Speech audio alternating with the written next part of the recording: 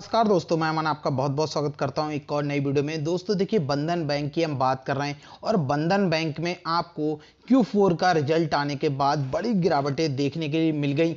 उसके बाद बहुत से सवाल भी मन में आ गए, क्या बंधन बैंक भी यस बैंक की तरह एकदम कंगाल हो जाएगा या फिर पैनी शेयर बन जाएगा और पैसा आपका डूब जाएगा। ऐसे बहुत से सवाल, लेकिन अब वापस से शेयर में तेजी बन चुकी है। अगर पिछले 5 दिनों का चार्ट देखें तो शेयर लगभग 6% से ज़्यादा पॉजिटिव का रिस्पॉन्स है। तो कहीं ऐसा तो नहीं कि इसके बाद वापस से गिरावट शुरू हो जाए और हमें यहाँ पर धोखा मिले।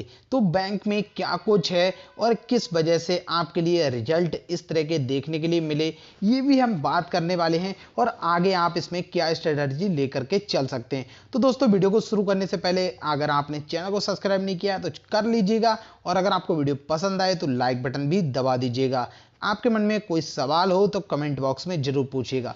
दोस्तों देखिए, बंधन बैंक की अगर हम बात करें तो काफ़ी बड़ी मार्केट कैप के साथ आप यहाँ देख सकते हैं 48 ट्रिलियन करोड़ रुपए का मार्केट कैप है।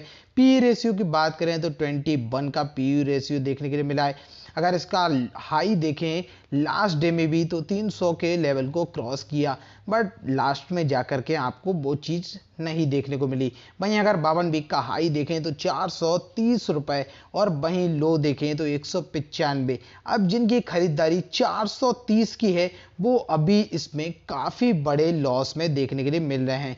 जैसा कि अगर हम यहाँ चार्ट पे जाते हैं तो यहाँ आपके लिए देखने के लिए मिल जाएगा।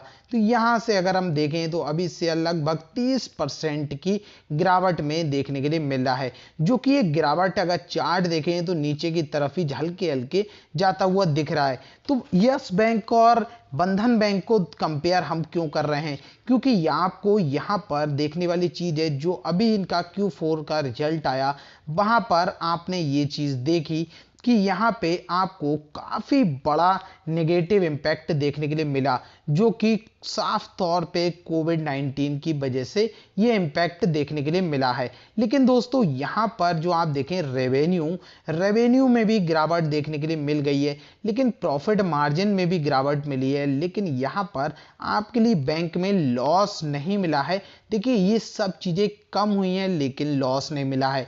और बात कर रहे हैं यस बैंक से कंपेयर करने की, तो यस बैंक में क्या हालात थे आपको पता होगा। यस बैंक में राणा कपूर ने क्या किया, किस तरह से पैसे को बांट दिया।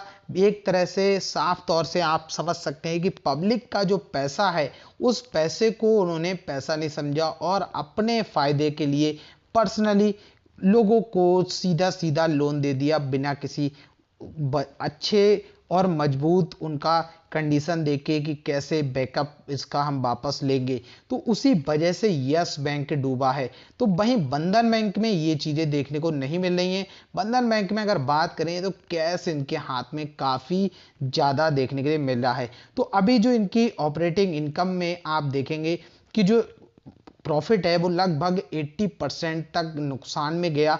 तो उसकी वजह क्या आई कि यहाँ पर जो ये है इसमें से पैसा निकाल के रखा गया रिजर्व में प्रोविजन के तौर पे, जिससे कि जितने भी एनपीए वगैरह हैं, बैंक को पता है ये डिफॉल्ट होने वाले हैं, लोन जो एनपीए में जा सकते हैं, इसको रिकवर करने के लिए इसमें से पैसा निकाला गया। इसीलिए आपको दिखेगा कि हैंड में कैश बढ़ चुका है और यहाँ पर ऑपरेटिंग इनकम में 80% की गिरावट हो चुकी है। तो ये पॉजिटिव साइन तो नहीं कह सकते, लेकिन ये इतने भी नेगेटिव साइन नहीं है कि इस वजह से आप बैंक से एग्जिट कर लें। तो बेचने की ज़रूरत नहीं है, बेशक इसके लिए टाइम लगेगा और आपको जो Q1 का रिजल्ट 2022 का देखने के लिए मिलेगा, उसमें भी आपके लिए जो है वापस से इनका ऑपरेटिंग इनकम कम या फिर इसी लेवल पे रहते हुए दिख सकता है। तो वहां पर भी थोड़ी बहुत गिरावट आपको फिर से देखने को मिल जाएगी।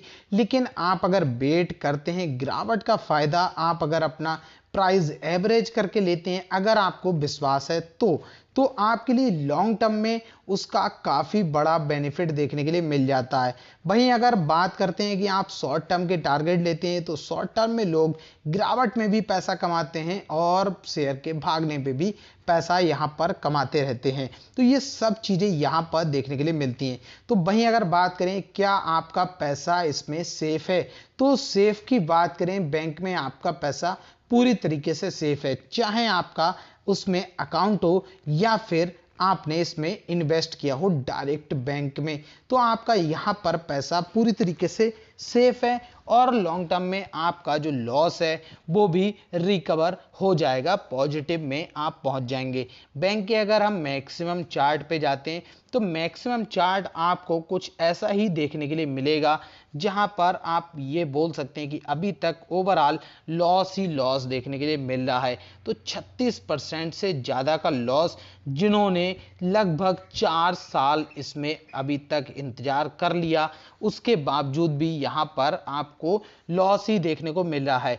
तो इसमें क्या करना चाहिए, तो आप इस लॉस को रिकवर करने के लिए जैसे ये अप एंड डाउन आपको बैंक में दिखाई देते हैं, वहां पर आप अप एंड डाउन में अपना प्राइस एवरेज करके एग्जिट कर सकते हैं। देखिए बैंकिंग सेक्टर में अभी जिस तरह का इंडिया में लॉ है या फिर लोगों की धारणा है, लोन ले लेते हैं वापस नहीं करते हैं, या फिर कुछ लोग जान पूछ करके पैसा नहीं देते हैं, कुछ लोग फाइनेंशियली इतना ज़्यादा उनकी कंडीशन खराब हो जाती है जिस वजह से पैसा नहीं मिलता है। अगर हम ऐसे ही देखते हैं तो बहुत से जितने आप देखेंगे छोटे लोग, मतलब कि अगर कम लेवल पे देखें तो वो लोग सारे के सारे लोन वापस जरूर करते हैं और बैंक उनसे डरा के धमका के ले लेती है।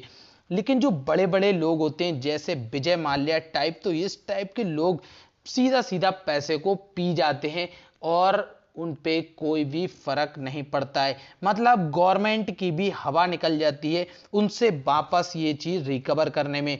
तो इस वजह से भी आपको बैंकिंग सेक्टर के जितने स्टॉक हैं उनमें कोई खास मूवमेंट देखने के लिए नहीं मिलता है, लेकिन फिर भी आप शॉर्ट टर्म में यहां से मुनाफा बना ही सकते हैं। जैसे कि मान लीजिए आपने यहां इन्वेस्ट किया और वहीं अगर देखें तो इस लो लेवल पे अगर इन्वेस्ट करके आप कुछ ही दिनों में यहां से वापस प्रॉफिट ले सकते थे बैंक से। लेकिन अगर आप यही चीज समझेंगे हमेशा कि बैंक को सिर्फ और सिर्फ होल्ड करे रहें, इससे बीच में हम कोई भी प्रॉफिट बुक ना करें, तो आपको बैंकिंग सेक्टर में थोड़ा बहुत लॉस देखने मिलता है। लेकिन कुछ बैंक्स ऐसे भी हैं जिनमें आपको प्रॉफिट देखने के लिए मिलता है काफी अच्छा। तो बैंकिंग सेक्टर थोड़ा रिस्की जरूर है बट पैसा भी है। लेकिन आने वाले कुछ टाइम में जैसे जैसे इंडिया अवेयर हो रहा है और जैसे जैसे इंटरनेट बैंकिंग या फिर मोबाइल बैंकिंग और बहुत ज़्यादा सिक्योरिटी फीचर के साथ में केवाईसी की अपडेट की वजह से आपको अब बैंक्स में फ्रॉड जो है कम से कम देखने के लिए मिलेगा। एनपीए के ऊपर भी अब सारी कंपनियां और बैंक्स इस तरीके से लेने लगी हैं कि उन्हें पता है कि अब जो जनता है वो सब कुछ समझ चुकी है और उसी तरीके से चल रही है। तो ये चीज को भी आपको कंसीडर करना होगा। तो इसी तरीके से आप बंधन बैंक में बने रहिए, आपका पैसा कहीं भी डूबने वाला नहीं है। शेयर में आपको बीच में वापस से गिरावट देखने को मिल सकती है, लेकिन उस गिरावट से अगर आप डर के एग्जिट हो जाते हैं तो आप अपना लॉस कर बैठेंगे। तो इसलिए लॉस करने की कोई भी आवश्यकता नहीं है, आप आराम से इसके साथ बने रह सकते हैं। तो यस बैंक और बंधन बैंक में आप कंपैरिजन समझ गए होंगे कि यस बैंक का मामला बिल्कुल अलग था, जिसका बंधन बैंक से कोई भी लेना देना नहीं है। तो अगर आपको दोस्तों वीडियो पसंद आई हो तो लाइक बटन जरूर दबाइएगा, चैनल को सब्सक्राइब कर लीजिएगा। अगर आपको अब स्टॉक्स में अपना डीमैट अकाउंट ओपन करना है तो लिंक डिस्क्रिप्शन में आप अपना अकाउंट ओपन कर सकते हैं, हमारे टेलीग्राम चैनल ज्वाइन कर सकते हैं।